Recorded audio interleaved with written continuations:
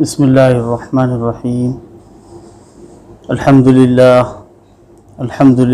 نحمده ونستعینه ونستغفره ونؤمن به ونتوکل علیہ ونعوذ باللہ من شرور انفسنا ومن سیئات اعمالنا من یهده اللہ فلا مضل له ومن یضلله فلا ہادی له ونشهد ان لا الہ الا اللہ وحدہ لا شریک له ونشهد ان سیدنا ومولانا محمدا عبده ورسوله رب اشرح لي صدري ويسر لي امري واحلل عقدة من لساني يفقهوا قولي اما بعد اعوذ بالله من الشيطان الرجيم بسم الله الرحمن الرحيم والذين جاءوا من بعدهم يقولون ربنا اغفر لنا ولإخواننا الذين سبقونا بالإيمان ولا تجعل في قلوبنا غلا للذين آمنوا ربنا إنك رؤوف رحيم صدق اللہ العظیم۔ حضرات علماء اکرام، معزز و مکرم ناظرین و سامعین عظام، اللہ تعالیٰ کے فضل و کرم سے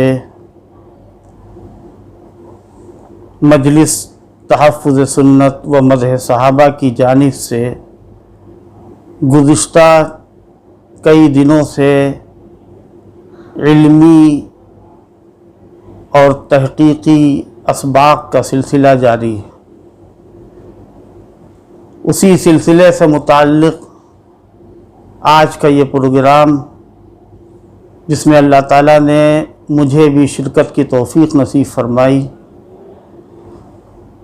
مختصر وقت میں آج کی مجلس میں حضرات صحابہ اکرام رضوان اللہ تعالی علیہ مجمعین کا تذکرہ اور ان کے مقام اور مرتبے کا جو موضوع دیا گیا ہے، اسی سلسلے میں قرآن مجید اور احادیث کی روشنی میں کچھ عرض کرنے کا ارادہ ہے۔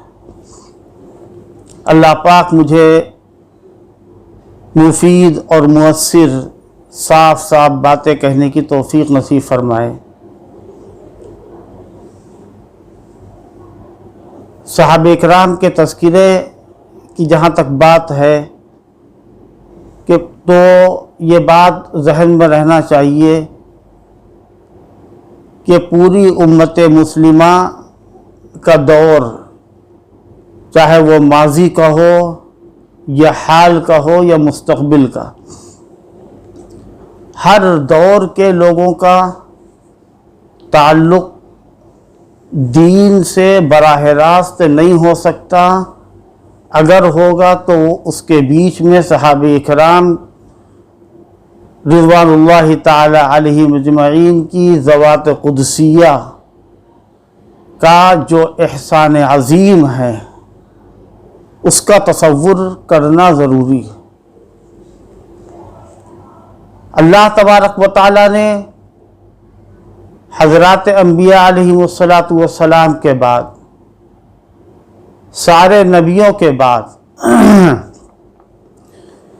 دنیا کے اندر جو سب سے زیادہ مقدس گروہ پیدا فرمایا، اس گروہ کا نام ہے صحابہ اکرام رضوان اللہ تعالی علیہ مجمعین، جس کی شہادتیں، جس کی گواہیاں اور جس کی سند قرآن مجید کے اندر جا بجا آپ کو ملیں گی۔ وہ خیر امت تھے۔ یہ اور بات ہے کہ جس طرح انبیاء علیہ السلام کو بہت سارے لوگوں نے نہیں مانا اور بہت سارے لوگ ان پر ایمان لائے، اسی طریقے سے صحابہ اکرام رضوان اللہ علیہ مجمعین کی صداقت کو، ان کی عظمت کو، ان کی حقانیت کو اور ان کی بلندی کو بہت سارے لوگ تسلیم نہیں کرتے۔ یہ دشواریاں، یہ دقتیں اور اس قسم کی رکاوٹیں حضرات انبیاء علیہ السلام کے دور میں بھی نظر آتی ہیں۔ ہر نبی کو جھٹلایا گیا، ان کی تکذیب کی گئی اور ان کے پیغام کو ماننے سے لوگوں نے انکار کیا۔ کیا کہتے تھے لوگ؟ قالوا انؤمن لک واتبعک الارذلون، کیا ہم تمہارے اوپر ایمان لائیں؟ اور تمہارے ماننے والے تو گھٹیا لوگ ہوتے ہیں، کمتر لوگ ہوتے ہیں۔ لیکن جب ہم قرآن مجید کو دیکھتے ہیں تو ہم کو ایک چیز نظر آتی ہے، وہ یہ کہ دنیا کے اندر صرف اور صرف دو گروہ ایسے ہیں کہ جن کو اللہ تعالیٰ نے ہدایت یافتہ قرار دیا۔ سب سے پہلا گروہ حضرات انبیاء علیہم السلام کا، جن کے بارے میں اللہ نے فرمایا کہ ہم نے ان کو ہدایت دی، وہ ہدایت یافتہ ہیں۔ قرآن مجید کے اندر موجود ہے یہ چیز، فَاجْتَبَيْنَاهُمْ وَهَدَيْنَاهُمْ إِلَىٰ صِرَاطٍ مُسْتَقِيمٍ۔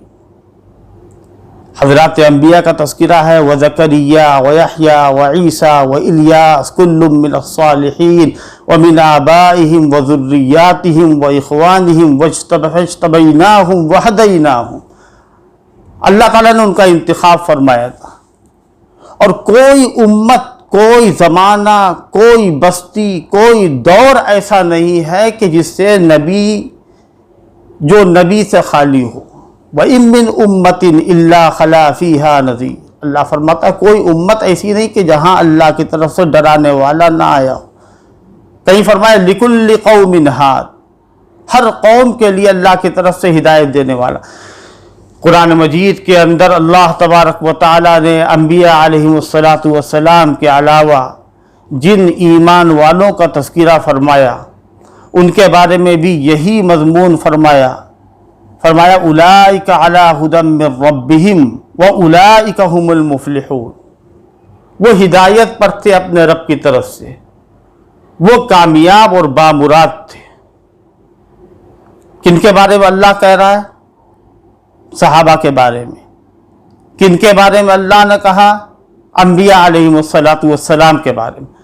لیکن فرق یہ ہے کہ جو مقام، جو خصوصیت حضرات انبیاء کی ہے، وہ خصوصیت صحابہ کی نہیں ہو سکتی۔ انبیاء معصوم ہوتے تھے، صحابہ معصوم نہیں ہیں۔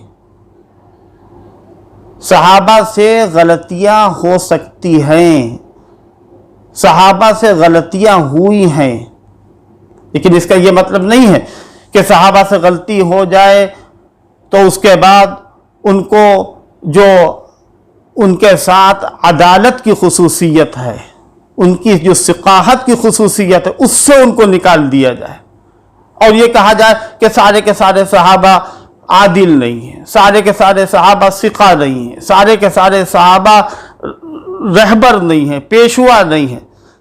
یاد رکھیے کہ اللہ تبارک و تعالی نے صحابہ اکرام رضوان اللہ تعالی علیہم اجمعین کو انبیاء علیہم السلام کے بعد دنیا کے اندر اپنا سب سے زیادہ منتخب اور مقرب گروہ فرمایا ہے، اور ان کی غلطی کا تذکرہ قرآن مجید کے اندر ہے، احادیث سے ثابت ہے۔ بعض صحابہ ایسے تھے کہ جن سے زنا کا گناہ صادر ہو گیا، کسی سے کوئی گناہ صادر ہو گیا، کسی سے کوئی گناہ صادر ہو گیا، لیکن ہم قرآن مجید کو جب دیکھتے ہیں تو ہمیں یہ بات صاف صاف نظر آتی ہے کہ اللہ تبارک و تعالی نے ان کی کسی غلطی کا جب تذکرہ کیا، جب اللہ نے کسی صحابی کی غلطی کا ذکر کیا تو اس کے بعد، اس کے فوراً بعد ان کی توبہ کا تذکرہ کیا۔ اس کو اس طرح سمجھ لیجئے کہ وہ نیکیوں کا پہاڑ تھے، وہ سمندر تھے، اور سمندر کے اندر اگر معمولی سی نجاست گر جائے اور اس میں پڑ جائے تو وہ سمندر کو متاثر نہیں کر سکتی۔ اسی طریقے سے صحابہ اکرام کی جو نیکیاں تھیں اور جو ان کا استغفار تھا، ان کی توبہ تھی، اللہ کیا فرماتا ہے؟ والذین اذا فعلوا فاحشۃ او ظلموا انفسهم ذکروا اللہ فاستغفروا لذنوبہم. ان سے گناہ ہوا، گناہ ہوتے ہی وہ متنبہ ہو گئے، گناہ ہوتے ہی وہ اللہ کو یاد کرنے لگے، اللہ سے استغفار کیا انہوں نے، اور ایسا استغفار کیا، ایسی توبہ کی کہ اگر کسی زنا کرنے والے کہ ایک گناہ کرنے کے بعد اگر اس گناہ سے وہ توبہ کر رہا ہے اور وہ اپنے کو سزا کا مستحق بتا رہا ہے اور دنیا کے اندر اس کو سزا دی جا رہی ہے، اور کسی نے ناگواری کا اظہار کیا، تو اللہ کے رسول صلی اللہ تعالی علیہ وسلم نے ارشاد فرمایا کہ اگر اس گناہگار کے جسم کے ایک قطرے کو اہل مدینہ میں تقسیم کر دیا جائے تو ان سب کی مغفرت ہو جائے. اس سے بڑی بات اور کیا ہوگی؟ اللہ کیا فرماتا ہے؟ ان الذین اتقوا اذا مسهم طائف من الشیطان تذکروا فاذا هم مبصرون. وہ معصوم نہیں تھے، بالکل نہیں معصوم تھے. ان کی اتباع، صحابہ کرام کی اتباع اور پیروی ذریعہ ہے جنت کا. جنت میں داخلہ تبھی ہوگا کہ جب صحابہ کی اتباع ہوگی. اللہ کی رضامندی کا ذریعہ صحابہ کی اتباع. قرآن کہتا ہے والذین اتبعوہم بإحسان رضی اللہ عنہم ورضوا عنہ. جنہوں نے ان کی اتباع کی وہ تو جنتی ہے ہی ہیں، وہ ان سے تو اللہ راضی ہے، لیکن جو ان کی اتباع کرے گا اللہ ان سے بھی راضی ہے. تو اللہ تبارک و تعالیٰ نے صحابہ کرام کو یہ مقام عطا کیا. ان سے گناہ ہوا جنگ احد کے موقع پر. بعض صحابہ کچھ بد نظمی کا شکار ہو گئے تھے اور جس پر اللہ کی گرفت ہوئی. اللہ کے نزدیک وہ ناپسندیدہ کام تھا. اللہ تبارک و تعالیٰ نے اس کا ذکر فرمایا. صحابہ کی غلطی کا اللہ ذکر کرتا ہے اور اللہ یہ بتانا چاہتا ہے کہ اے گنہگاروں، قیامت تک آنے والے مسلمانوں، اگر تم سے گناہ ہو جائے تو اس گناہ کے بعد اللہ کی رحمت سے مایوس مت ہونا. اللہ تعالیٰ گناہوں کو معاف کرتا ہے. اور دوسری بات یہ، صحابہ کی طرف سے صحابہ کی بدگوئی نہ کرنا اور ان کی طرف سے اپنے دل کے اندر سوء ظنی نہ لانا. اللہ نے جنگ احد کے موقع پر جو غلطیاں ہوئیں ان کا ذکر کیا اور اس کے بعد ان کی معافی کا ایسا اعلان فرمایا کہ اس کا ذکر صرف حدیث ہی میں نہیں ہے، قرآن کے اندر نص صریح موجود ہے. عفا اللہ عنہم، اللہ نے ان کو معاف کر دیا. اور اتنا ہی نہیں، اللہ نے مزید فرمایا فاعف عنہم واستغفر لہم وشاورہم فی الامر.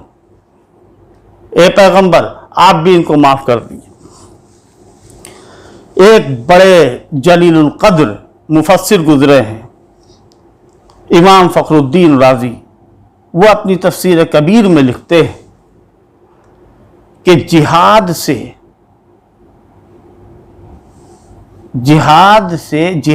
کے عمل میں پیچھے ہٹنا، پیٹھ پھیر لینا، یہ کوئی معمولی گناہ نہیں ہے، بڑا گناہ ہے، گناہ کبیرہ. جب اللہ تبارک و تعالی صحابہ اکرام کے کبائر کو بھی معاف کر رہا ہے تو ان کے صغائر تو خود بخود معاف ہو جائیں گے.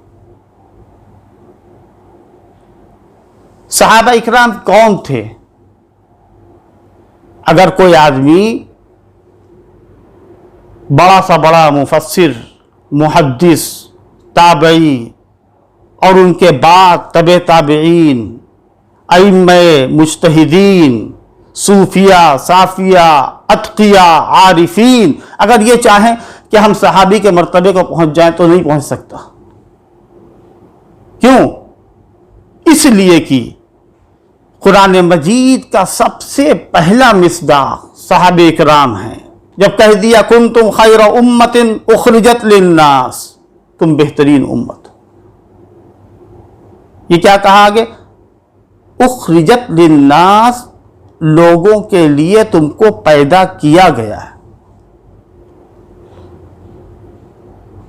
حضرت شاہ ولی اللہ محدث دہلوی حجت اللہ میں لکھتے ہیں بعث النبی صلی اللہ علیہ وسلم بعثتا تتضمن بعثتا اخرى، نبی پاک علیہ السلام کی بعثت ایسی بعثت تھی کہ جو دوسری بعثت کو شامل تھی. کیا مطلب؟ یعنی دوسری بعثت، حضور کی بعثت اور صحابہ اکرام رضوان اللہ تعالی علیہ مجمعین کا جو انتخاب ہے، یہ عجیب و غریب انتخاب تھا. بہت ساری احادیث آپ کو ملیں گی اور بہت ساری روایات ایسی ملیں گی. اس بحث میں نہ جائیے، بالکل نہ جائیے اس بحث میں کہ یہ حدیث ضعیف ہے، یہ حدیث صحیح ہے. اگر حدیث ضعیف کے ذریعے سے بھی صحابہ اکرام کی فضیلت ظاہر ہو رہی ہے تو اس کا اعتبار ہوگا، لیکن ہم تو خود براہ راست قرآن دیکھ رہے ہیں، ہم قرآن سے صحابہ کو سمجھ رہے ہیں. جب اللہ کہتا ہے کہ سارے کے سارے صحابہ، جب یہ سارے کے سارے صحابہ جب کہا جا رہا ہے تو اس کے اندر جو عام صحابہ ہیں وہ بھی آئیں گے اور جو خاص صحابہ ہیں وہ بھی آئیں گے. اس بات کو خوب اچھی طریقے سے سمجھیے گا کہ صحابہ اکرام رضوان اللہ تعالی علیہ مجمعین کے گروہ میں جو مرتبوں کا فرق ہے، اس مرتبے کے فرق کو اہل سنت والجماعت مانتے ہیں. یہ نہیں کہ سارے کے سارے صحابہ برابر ہیں، سارے صحابہ برابر نہیں ہیں. سب سے افضل حضرت ابو بکر، عمر، عثمان، علی، عشرہ مبشرہ، بدریین، اصحاب احد، اصحاب بیعت رضوان، فتح مکہ سے پہلے ایمان لانے والے، فتح مکہ کے بعد ایمان لانے والے، سب برابر نہیں ہیں. جیسے حضرات انبیاء علیہ السلام کے گروہوں میں آپ کو فرق نظر آئے گا. تلک الرسل فضلنا بعضهم على بعض منهم من کلم اللہ ورفع بعضهم درجات. ہم نے فضیلت دی بعض کو بعض پر. یہ فضیلت اللہ نے دی ہے. ایک نبی دوسرے نبی سے بڑا ہے. ایک نبی کی خصوصیت دوسرے نبی کی خصوصیت سے بڑھ کر ہے. ایک صحابی دوسرے صحابی سے بڑھ کر ہے. امت کو اس کا حق نہیں ہے کہ ان کا توازن اپنے سے کریں، بعد والوں سے کریں. حضرت اویس قرنی تمام بزرگیوں اور عظمتوں کے باوجود ادنا درجے کے صحابی کے برابر نہیں ہو سکتے. اللہ تبارک و تعالی نے اس کو ذرا کاٹنا، اللہ تبارک و تعالی نے صحابہ اکرام کے اندر بھی یہ فرق رکھا ہے. کیا فرق ہوا پھر؟ ایک صحابہ وہ ہیں کہ جو علماء صحابہ ہیں، فقہائے صحابہ ہیں. وہ صحابہ جن کو اہل صفہ کہا جاتا ہے، وہ صحابہ کہ جو قراء ہیں، وہ صحابہ جو کاتبین وحی ہیں، وہ صحابہ کہ جنہوں نے ہجرت کی تھی، وہ صحابہ کہ جو انصار صحابہ ہیں. لیکن یہی کہا جائے گا کہ سارے کے سارے صحابہ ہیں، سارے کے سارے صحابہ ہیں. اور صحابہ ان کو کہیں گے من لقی النبی صلی اللہ علیہ وسلم مؤمنا به ومات علی الاسلام. حضور سے ملاقات کی، بس ملاقات کر لی ایک لمحے ایک لحظے کے لیے، اور پھر جو ملاقات اور حضور کی صحبت معیت کا جو بہت کم وقت ان کو ملا ہے، ان کے بعد میں جتنے بھی بڑے بڑے ائمہ، بڑے بڑے بزرگان دین، اگر ان کا مقابلہ کرنا چاہیں تو نہیں کر سکتے، ان کے برابر نہیں ہو سکتے۔ یہ تو تقسیم صحیح ہے۔ صحابہ میں بعض خاص تھے، بعض عام تھے، بعض صحابہ مومن تھے، بعض صحابہ منافق تھے۔ یہ اہل سنت والجماعت کا عقیدہ نہیں، یہ رافضیوں کا عقیدہ ہے۔ یہ تو تقسیم صحیح ہے کہ صحابہ خاص تھے، صحابہ عام تھے، لیکن قرآن عموم کو سامنے رکھ کر کے کہتا ہے محمد الرسول اللہ والذین معہ اشداء علی الکفار رحماء بینہم۔ جو محمد الرسول اللہ کے ساتھ تھے وہ کیا تھے؟ آپ ان کے ایمان کو جانچیں گے، پرکھیں گے، آپ ان کے ایمان پر تبصرہ کریں گے، آپ اس کی سند دیں گے جس کی سند خود اللہ دے رہا ہے، جن کے بارے میں اللہ یہ بتاتا ہے کہ ہم نے ان کے ایمان کا امتحان لے لیا، یہ جانچے جا چکے ہیں، یہ پرکھے جا چکے ہیں، ان کا امتحان لیا جا چکا ہے۔ سخت سے سخت وقت میں یہ سیسا پلائی ہوئی دیوار بن کر کے سامنے کھڑے ہوئے۔ آپ دیکھیے غزوہ احزاب، والذین اللہ فرماتا ہے اذ جاؤکم من فوقکم ومن اسفل منکم۔ اس وقت کیا ہو رہا تھا جب ہر طرف سے دشمنان دین، دشمنان پیغمبر حملہ آور ہو رہے تھے، فوجیں متعدد لشکروں کی شکل میں۔ اللہ فرماتا ہے وہ وقت تو ایسا عجیب تھا، فرمایا کہ اذ زاغت الابصار وبلغت القلوب الحناجر۔ آنکھیں جو تھیں وہ ان سے نظر نہیں آ رہا تھا، کچھ دکھ نہیں پا رہا تھا، اور کلیجے منہ کو آنے لگے تھے۔ وَتَظُنُّونَ بِاللَّهِ الظُّنُونَ،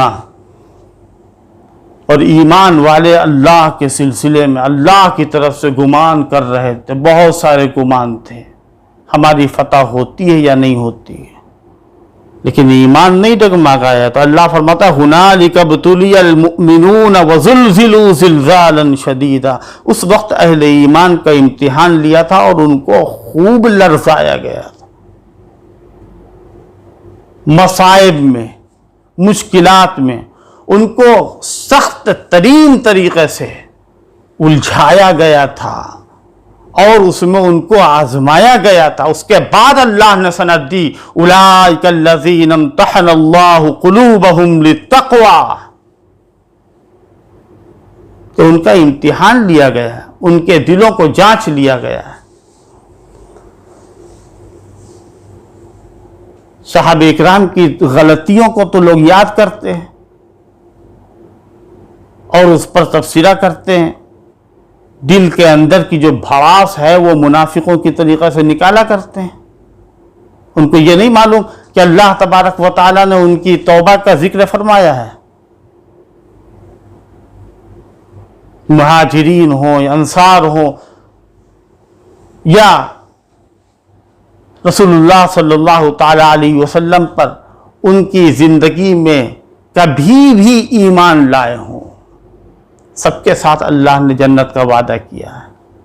صحابہ اکرام کو اب دیکھیے، اللہ تبارک و تعالیٰ نے اپنے آخری پیغمبر حضرت محمد الرسول اللہ صلی اللہ تعالیٰ علیہ وسلم کو خاتم النبیین بنا کر کے بھیجا۔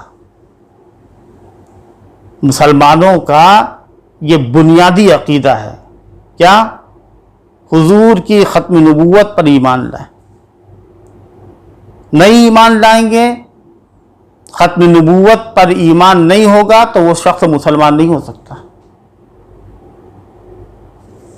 ختم نبوت کا مطلب کیا ہوا کہ اب آپ کے بعد کوئی نیا نبی آنے والا نہیں، کوئی نیا رسول آنے والا نہیں.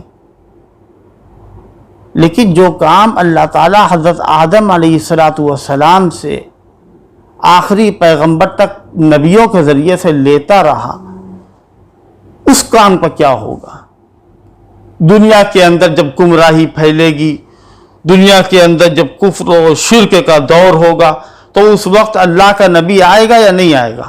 نہیں آ سکتا. صاف کہہ دیا گیا، الیوم اکملت لکم دینکم واتممت علیکم نعمتی ورضیت لکم الاسلام دینا. ہم نے دین کا اکمال کر دیا، ہم نے نعمتوں کا اتمام کر دیا، ہم نے تمہارے لیے اسلام کو پسند کر لیا. بس. اللہ کے پیغمبر کیا تھے؟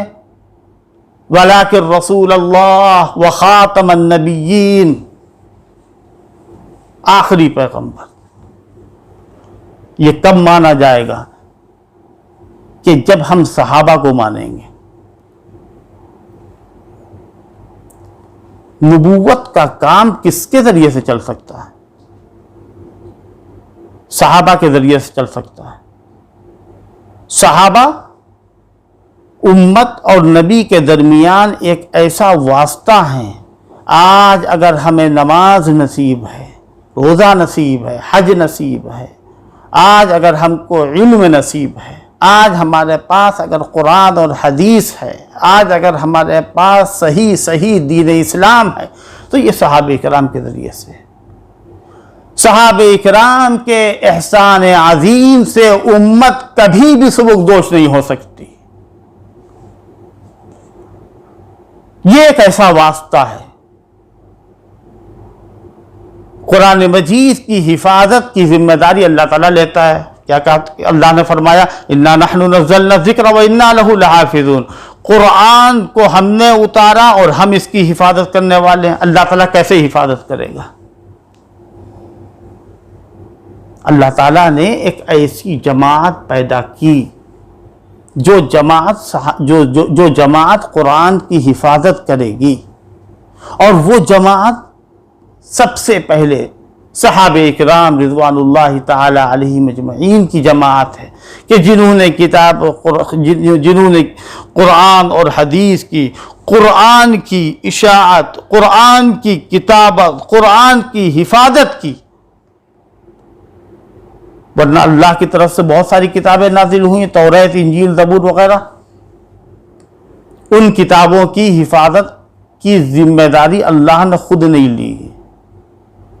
اللہ تبارک و تعالیٰ نے توریت کو نازل کیا، انجیل کو نازل کیا، زبور کو نازل کیا. کسی بھی کتاب کو نازل کرنے کے بعد یہ قرآن میں نہیں کہا کہ ہم اس کی حفاظت کرنے والے ہیں. اس کی بھی حفاظت کا ذکر ہے. اِنَّا أَنزَلْنَا التَّوْرَاةَ فِيهَا هُدًى وَنُورٌ يَحْكُمُ بِهَا النَّبِيُّونَ الَّذِينَ أَسْلَمُوا لِلَّذِينَ هَادُوا وَالرَّبَّانِيُّونَ وَالْأَحْبَارُ بِمَا اسْتُحْفِظُوا مِنْ كِتَابِ اللَّهِ. کیا فرمایا؟ بِمَا اسْتُحْفِظُوا مِنْ كِتَابِ اللَّهِ.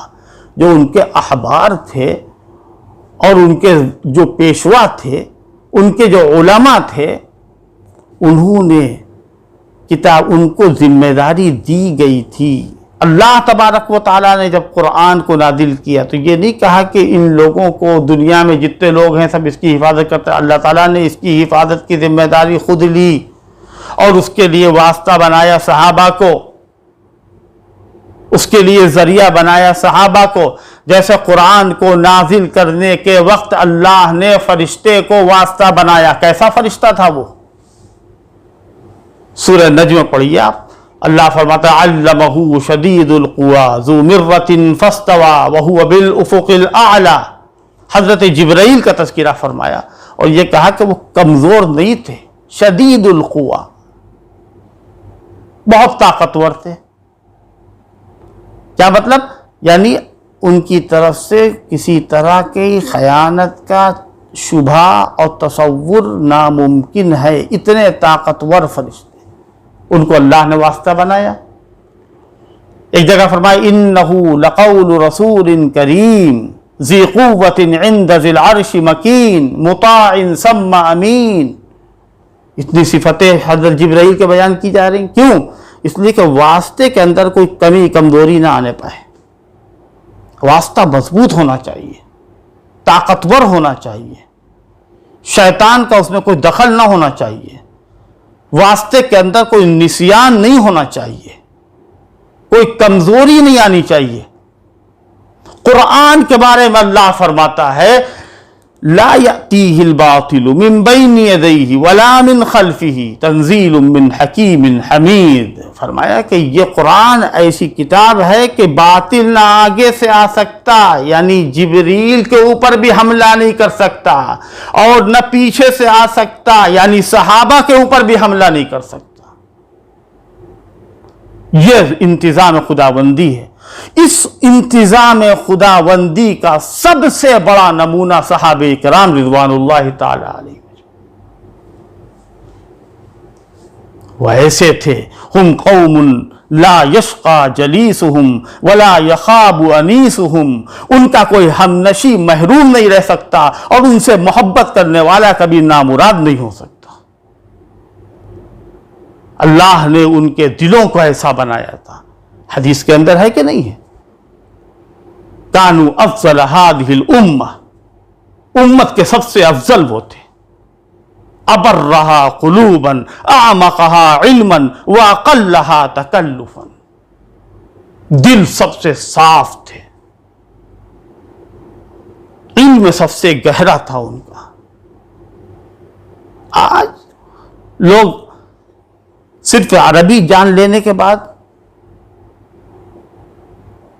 صرف تھوڑا سا علم میں کیا آ جاتا ہے، غرور اور تکبر میں صحابہ کرام کو مطعون، مجروح، مفلوج کرتے ہیں۔ یاد رکھیے اللہ تبارک و تعالی نے قرآن مجید کے اندر صحابہ کرام کا دفاع کیا ہے۔ کیوں؟ اس لیے کہ اگر صحابہ کے واسطے کو بیچ سے ہٹا دیا جائے تو دین کی جو تفصیل ہے، دین کی جو تعلیم ہے، دین کے جو احکام ہیں، وہ بعد والوں کو نصیب نہیں ہو سکتے۔ اللہ تبارک و تعالی نے ان کے اوپر اپنا خاص رحم کیا، خاص اللہ کی مہربانی۔ اور اگر یہ بات ہم کہیں تو غلط نہ ہوگی کہ صحابہ کرام رضوان اللہ تعالی علیہم اجمعین خود سے اس مرتبے اور اس مقام تک نہیں پہنچ سکتے تھے۔ نبی کی کوشش سے بھی نہیں پہنچ سکتے تھے۔ نبی چاہتے اتنی بڑی جماعت، اتنی مستند جماعت، اتنی معتبر جماعت اور اتنی ثقہ جماعت بنا دیتے، نہیں بنا سکتے تھے۔ یہ کون لوگ تھے؟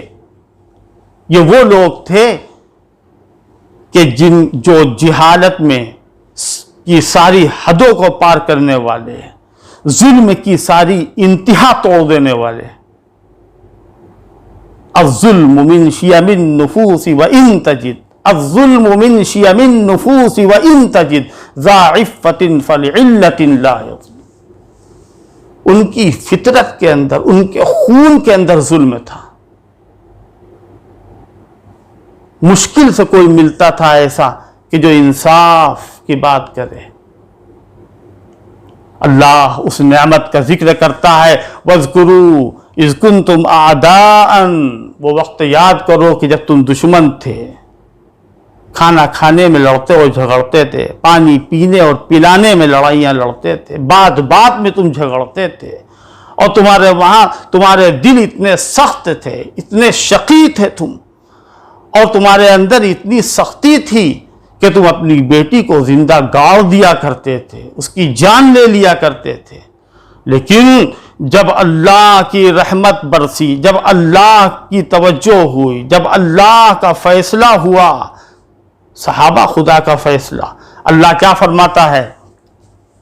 فَأَلَّفَ بَيْنَ قُلُوبِكُمْ، اللہ نے تمہارے دلوں کے اندر الفت ڈال دی، شقاوت نکال کر، عداوت نکال کر، دل کی سختی کو نکال کر اللہ نے تمہارے دلوں کے اندر محبت ڈال دی۔ فَأَصْبَحْتُمْ بِنِعْمَتِهِ إِخْوَانًا، پھر تم سب بھائی بھائی بن کر رہ گئے، تم سب بھائی بھائی ہو گئے۔ ایک جگہ فرمایا کہ لو انفقت ما فی الارض جمیعا ما الفت بین قلوبہم ولکن اللہ الف بینہم. اے پیغمبر، اگر آپ بھی دنیا کی ساری دولت خرچ کر کے ان کے اندر الفت ڈالتے تو نہیں ڈال سکتے تھے، لیکن اللہ نے ان کے دل کے اندر الفت ڈال دی. مہاجرین انصار سے محبت کرتے ہیں، انصار مہاجرین سے محبت کرتے ہیں، سارے صحابہ ایک دوسرے سے محبت کرنے والے. محمد الرسول اللہ والذین معہ اشداء علی الکفار رحماء بینہم. آپس میں ایک دوسرے سے محبت کرنے والے، ایک دوسرے سے محبت کرنے والے تھے. انصار مہاجرین سے محبت، ایک صحابی دوسرے صحابی سے محبت کرے یہ اس کے لیے خیر کا ذریعہ ہوا کرتا ہے. یہ نہیں کہ صحابی دوسرے صحابی سے محبت نہ کرے. اللہ کو ایک ایسی جماعت بنانی تھی کہ جس جماعت کے اندر اجتماعیت ہو، جس جماعت کے اندر اتحاد ہو. اتحاد کی اگر مثال دنیا کی تاریخ کے اندر اگر آپ کو ڈھونڈنی تو صحابہ کرام کی زندگیاں دیکھی. انصار جو پہلے سے مدینے میں تھے وہ مہاجرین سے، یعنی جو ہجرت کر کے مدینے آئے تھے، ان سے محبت کرتے تھے.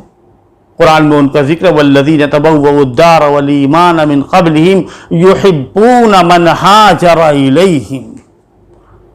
جو پہلے سے صحابہ اہل ایمان انصار صحابہ مدینے میں وہ محبت کرتے تھے. کس سے؟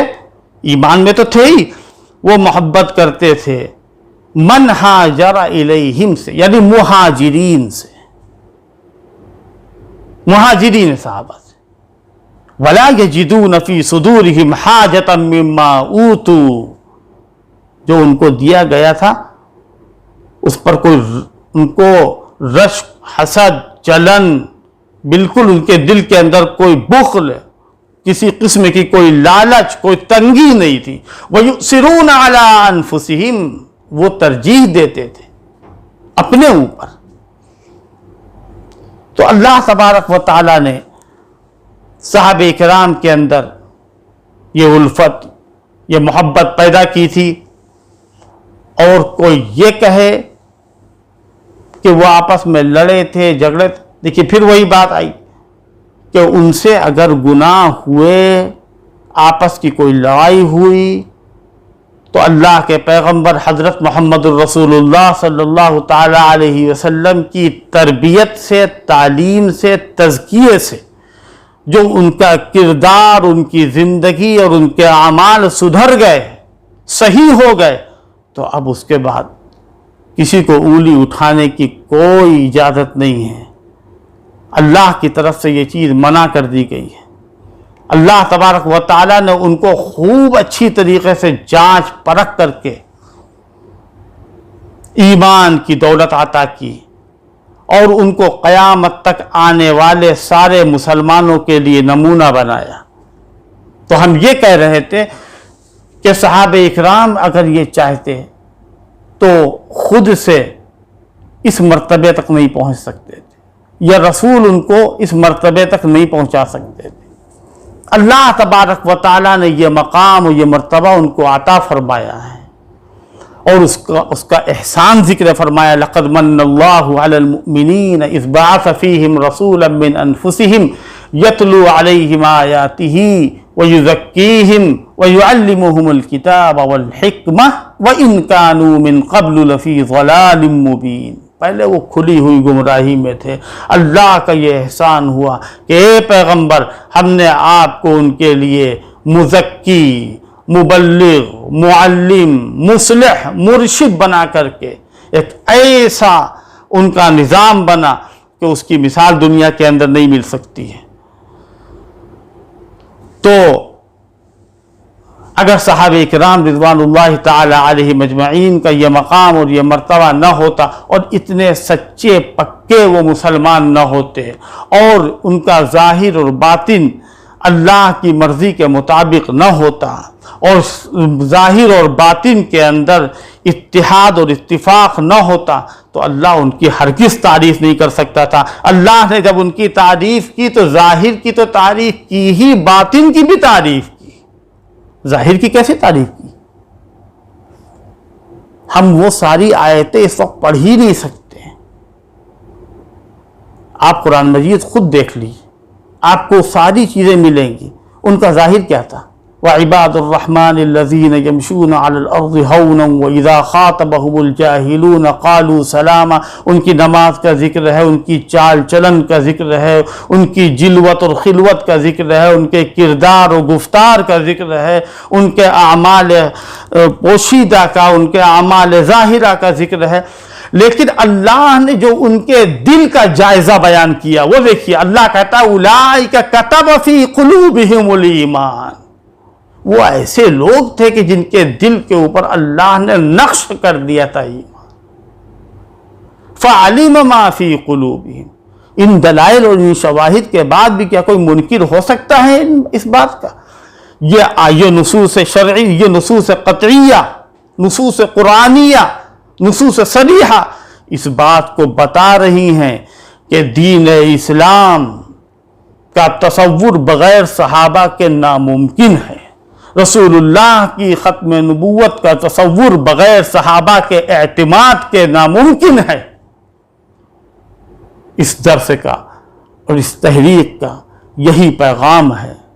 اللہ تبارک و تعالی پوری امت مسلمہ کو صحیح فہم عطا فرمائے۔ چاہے کوئی کتنا ہی بڑا نمازی ہو جائے، داڑھی رکھ لے، متقی پرہیزگار کی شکل اختیار کر لے، لیکن اگر اس کا دل صحابہ کی طرف سے صاف نہیں ہے تو اس دل کو ہم مریض کہیں گے۔ اس کے دل کے اندر ہم اس کے دل کے اندر کی کیفیت کو ہم نفاق مانیں گے، وہ منافق ہے۔ اس سلسلے کا کل بھی سبق انشاءاللہ ہوگا۔ جو صحابہ اکرام کی فضیلت اور ان کا مقام، اس کا کما حق ہو تو کوئی بھی نہیں بیان کر سکتا ہے، لیکن جتنا ہو سکا مختصر وقت میں آپ حضرات کی شرکت کی برکت سے میں نے عرض کیا۔ اللہ پاک مجھے بھی، آپ کو، تمام مسلمانوں کو صحابہ کرام سے سچی محبت اور عقیدت نصیب فرمائے، ان کے نقش قدم پر چلنے کی توفیق نصیب فرمائے۔ وآخر دعوانا الحمدللہ رب